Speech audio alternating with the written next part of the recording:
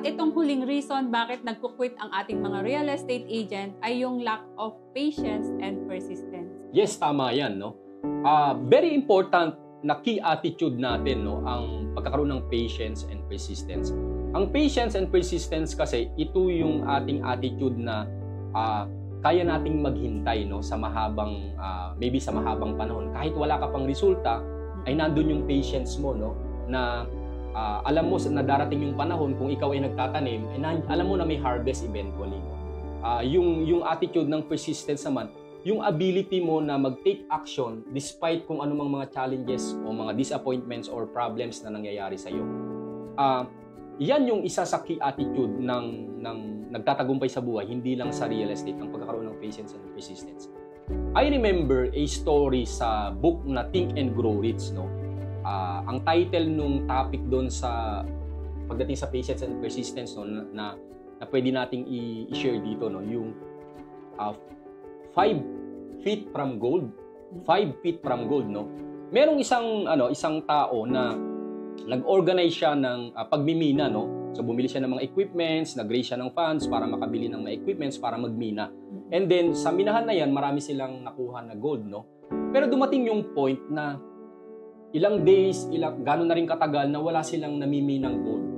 Tapos, dahil sa impatience, naubusan na siya ng pasensya, huminto na siya sa pagmimina doon sa, sa particular area ng site ng mining site na yun, no? And then, binenta niya yung kaniyang mga equipments doon sa mining. Yung nakabili ng equipments, very wise, no? Very smart, na kung saan, kumuha siya ng isang mining engineer, para yung i-study nila yung pinagminahan nung tao na nag-quit, no?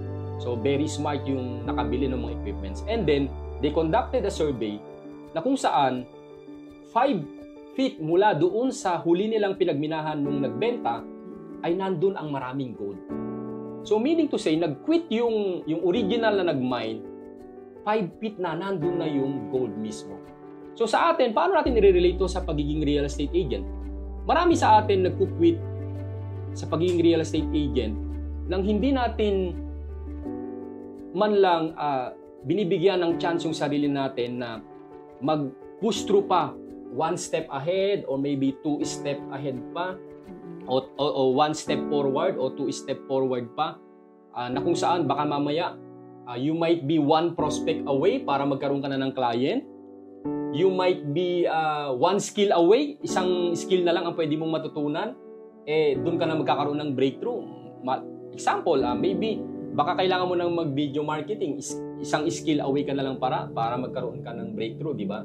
So, yung pagkakaroon ng patience and persistence, yan talaga yung key para tayo ay magtagumpay sa anumang larangan, hindi lang sa real estate. At marami tayong na-experience na ganyan, no, sa ating team, no, na sobrang magaling naman, tapos may skills naman, tuloy-tuloy siya, pero dumating yung panahon na nagkaroon siya ng naging impatient siya.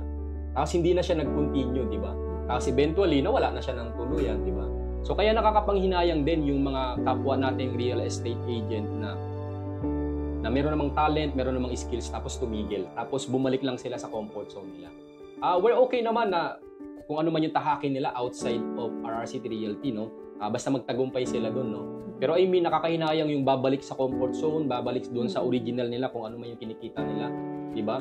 Tapos lumipas yung 3 years, 5 years na parang inisip natin minsan, no? What if nagtuloy-tuloy yung agent na yon, no?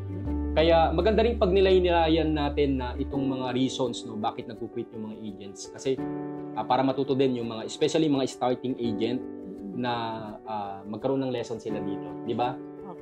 Thank you po sa panonood niyo po sa amin pong podcast today. I hope may natutunan po kayo sa atin pong na-share na 5 reasons bakit po ba hindi tumatagal at nagkukwit ang mga real estate agent. We hope may natutunan kayo sa ating lessons today. Kung nakikita mo ang value ng amin pong video, ng amin pong Facebook page at channel, pwede nyo pong i-consider ang mag-subscribe or mag-follow sa amin pong social media accounts. More power and God bless. Maraming salamat sa inyo pong lahat.